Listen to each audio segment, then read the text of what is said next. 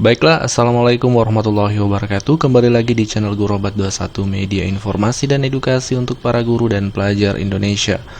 Kali ini kita akan melaksanakan tryout pertama untuk seleksi P3K, terkhusus untuk rekan-rekan guru yang akan mengikuti seleksi ini. Dan untuk tryout satu ini kita fokus pada kompetensi pedagogik. Kami akan menampilkan 10 soal.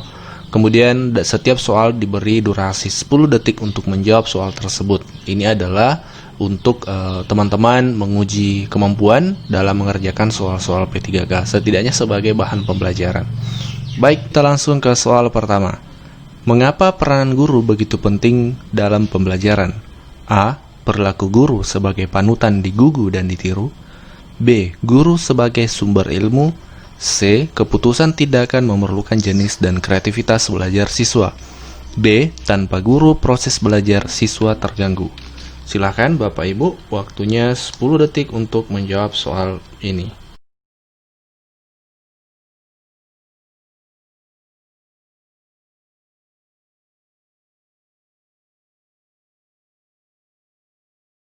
Oke, jawabannya adalah ini dia.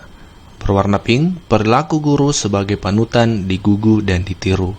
Karena inilah peranan guru yang tidak bisa tergantikan oleh teknologi apapun. Seperti itu, yaitu menjadi panutan, untuk menjadi teladan untuk siswa. Lanjut di nomor 2, problem solving dan discover learning dapat meningkatkan keterampilan siswa dalam hal A. Individual thinking, B. Direct thinking, C. Critical thinking, dan D. Personal thinking. Waktunya 10 detik dimulai dari sekarang.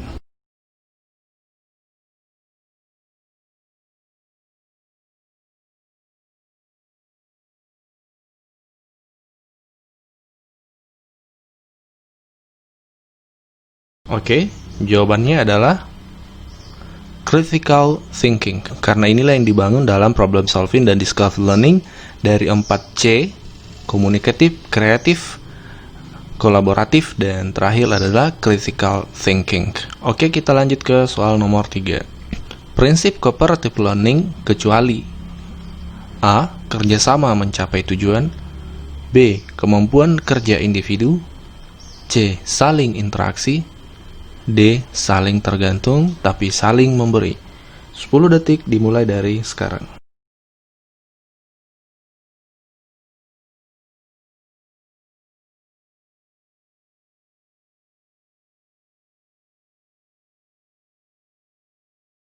Oke, jawabannya adalah kemampuan kerja individu, karena yang diminta adalah kecuali.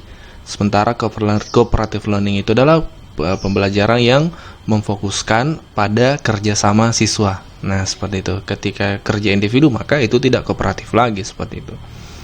Oke, kita lanjut ke soal berikutnya.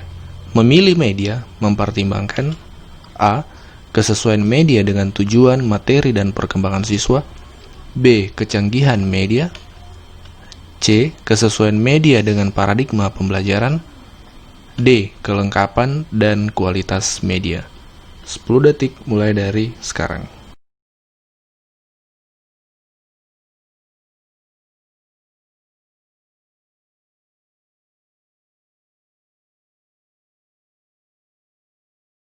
Oke, jawabannya adalah kesesuaian media dengan tujuan, materi, dan perkembangan siswa. Kecanggihan media itu bukan hal menjadi prioritas, karena meskipun medianya canggih, kalau tidak sinkron dengan tujuan dan materi serta pengembangan siswa itu kan tidak terlalu signifikan efeknya, seperti itu. Begitupun dengan kelengkapan dan kualitas media. Lanjut ke soal berikutnya. Guru menggunakan media dalam mengajar karena tuntutan kurikulum, anjuran kepala sekolah, media membantu siswa agar lebih mudah memahami, keberadaan media mengurangi beban tugas guru. 10 detik dimulai dari sekarang.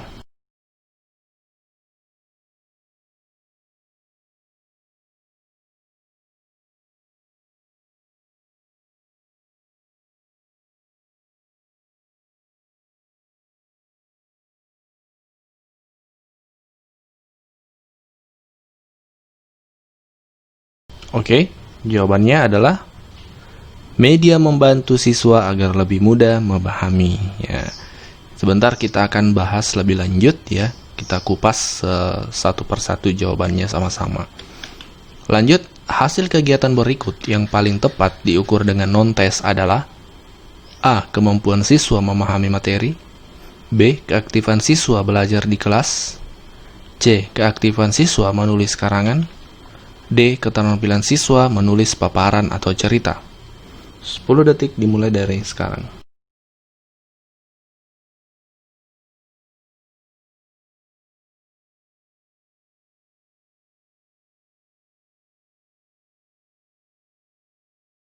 Oke, jawabannya adalah keaktifan siswa belajar di kelas. Oke, kita lanjut. Nanti setelah soal semua dikerjakan, baru kita kembali ke soal nomor 1 untuk mengkaji lebih dalam secara bersama-sama. Oke, lanjut. Langkah PTK dapat dilakukan sebagai berikut. Perencanaan, observasi, pelaksanaan refleksi. Refleksi, perencanaan, observasi, pelaksanaan. Observasi, perencanaan, pelaksanaan, refleksi. Perencanaan, pelaksanaan, observasi, refleksi. 10 detik dimulai dari sekarang.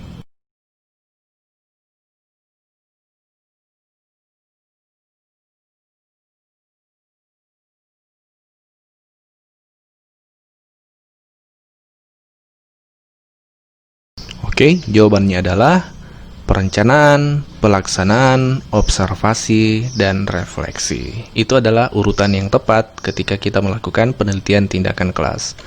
Oke, lanjut. Seorang guru menyusun RPP harus dilandasi kesadaran bahwa RPP merupakan bagian dari administrasi sekolah. B. Proses pembelajaran merupakan kegiatan yang harus direncanakan. C. RPP merupakan bagian kelengkapan portofolio sertifikasi. D. Proses pembelajaran merupakan proses yang harus didokumentasi. 10 detik dimulai dari sekarang.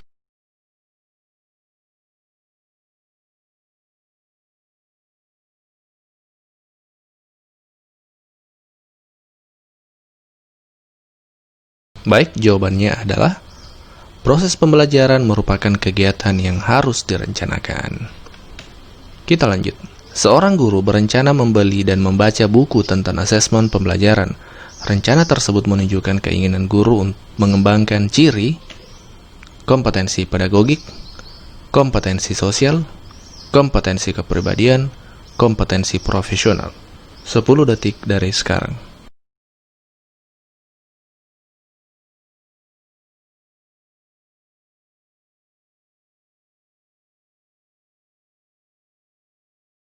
Baik, jawabannya adalah kompetensi profesional. Lanjut.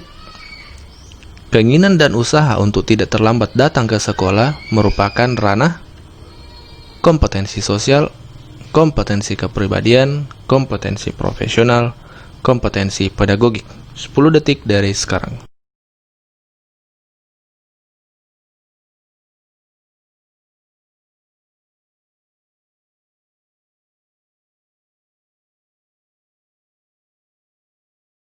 Oke, jawabannya adalah kompetensi kepribadian. Oke, sampailah kita di 10 soal yang kita kerjakan bersama-sama. Bapak Ibu bisa ngecek berapa tadi yang benar dan berapa yang salah. Nah, sekarang kita kembali ke soal nomor 1 untuk mengkaji jawaban dari setiap soal tadi. Tadi di sini nomor 1, mengapa peranan guru begitu penting dalam pembelajaran? Jadi, jawabannya yang benar tadi adalah perilaku guru sebagai panutan digugu dan ditiru. Karena memang salah satu fungsi utama yang tidak akan bisa tergantikan oleh teknologi apapun yaitu peranan guru sebagai teladan, baik dalam pembelajaran maupun dalam hal keseharian. Kalau kita jawaban B, guru sebagai sumber ilmu, memang dulu sebelum ada teknologi yang berkembang secanggih saat ini, ya benar bahwasanya guru bahkan menjadi satu-satunya sumber ilmu. Tapi di dunia abad 21 sekarang ini, bahkan sumber ilmu itu banyak sekali, termasuk dalam hal internet. Bahkan kalau kita katakan internet itu lebih pintar daripada guru, itu fakta, karena pengetahuan di internet lebih banyak. Tapi ketika berbicara keteladanan, itu tidak akan didapatkan secara langsung dari internet. C. Keputusan tindakan memerlukan jenis dan kreativitas belajar siswa. Opsi C ini tidak terlalu sinkron ya dengan jawaban di atas, soal di atas. Nah, kita lanjut ke soal berdua tadi, nomor 2. Problem solving dan discover learning dapat meningkatkan keterampilan siswa dalam hal ya critical thinking. Sebagaimana yang kita jelaskan tadi, 4C itu komunikatif, kreatif, kolaboratif, dan salah satunya adalah critical thinking.